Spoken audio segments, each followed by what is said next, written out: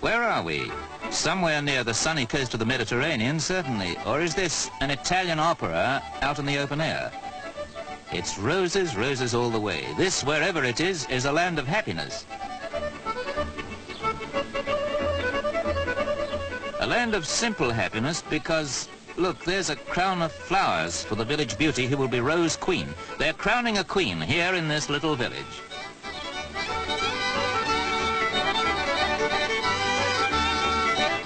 Here's where they gather roses, and there are 15 billion rose trees in this valley to make a rose perfume famous throughout the world.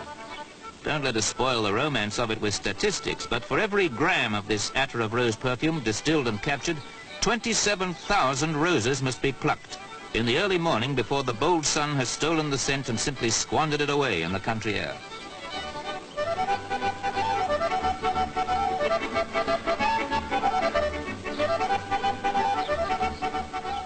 The Valley of Roses. There's no other rosy valley like this in the whole wide world. It's unique, and the cash value of the aroma here in the air is over 40 million pounds a year. Imagine that. But where are we? There's a clue in the writing, but we're not in Russia, that's for certain.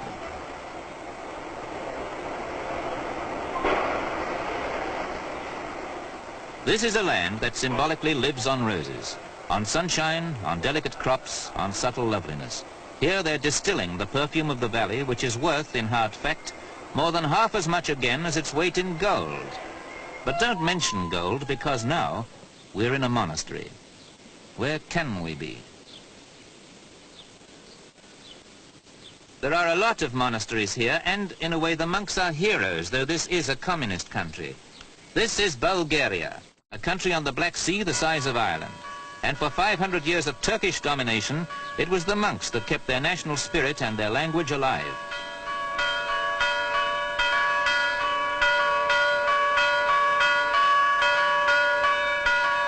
This is the call to prayer. Prayer, here at the Preobrazhensky Monastery, which is the centerpiece and purpose of life of these citizens of an officially irreligious country. Like so many monks everywhere, they make wine growing and farming, generally, their contribution to life.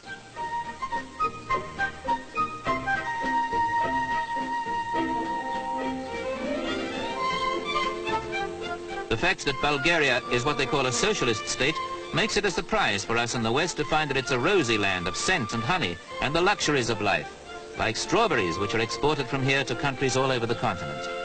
But we're beginning to learn some exciting things about little Bulgaria, as she, in turn, is learning things about us.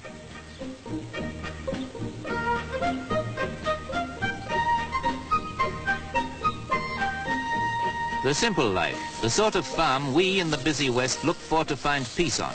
But even here, where they crave for peace, such sleepy farms are getting rare. They've got modern machinery on the new farms where they've banded together, but you still find the simple life within easy reach. The new and the very old alongside, and that's very, very old. But in Bulgaria, you'll encounter the ancient attractions in combination with the most modern conveniences. You're approaching Sofia, the capital city, not 4 hours away from London. Sofia has become a tourist magnet that holidaymakers the world over, who are seeking that decimal difference, find difficult to resist.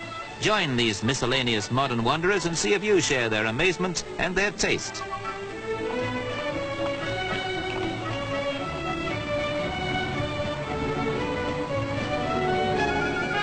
Only 2 out of 25 Bulgarians live in their main city, but they all contrive to visit it and savor its history.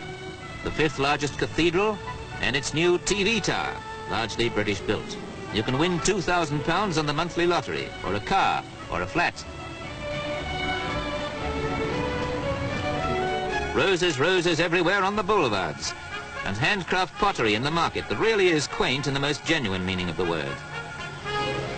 Flowers mean as much to Bulgarians as patriots like Georgy Dimitrov, their pre-war anti-Hitler hero, remembered today with ceremonial guards, such as you used to see in Ternova, their old capital. Imagine this river fortress of a city built on 3 hills when there were marauders. The houses put their heads together over narrow streets and the inhabitants closed their ranks, as now only holidaymakers do, marching out for a mountain barbecue.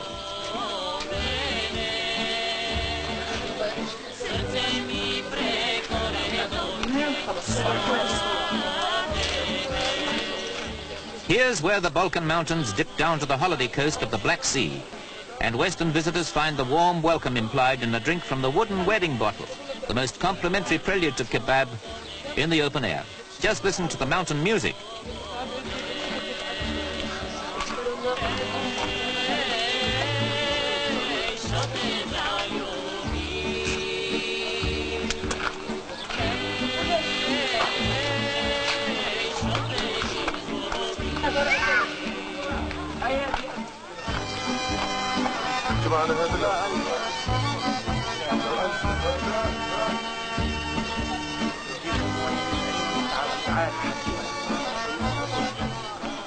Simplicity in the mountain foothills. Sumptuous luxury just a short drive away in the coastal resorts.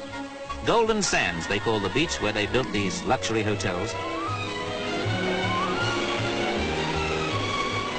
East and west meet here, where 250 miles of sunshine shore have been developed as an exciting new polyglot playground for the world. Once they say you could stand at the bridge at Istanbul and if you waited long enough, meet everyone from everywhere that you'd ever known. Today, this can happen here because these golden sands now belong to a new, discerning world of youngsters in search of fun.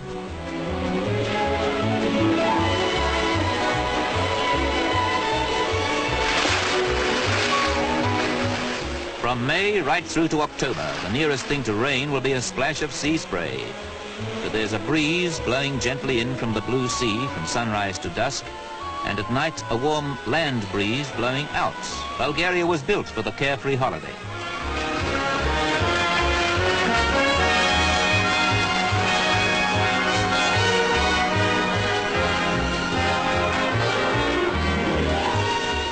On the coast, all the way up in the hills, you eat the spicy foods and drink red Skadaka wine, and you feel rosy. Rosy as the rose liqueur that they make after they've captured the first distillate of rose perfume back in that valley of roses, from the billions of delicate petals that symbolize this smiling land.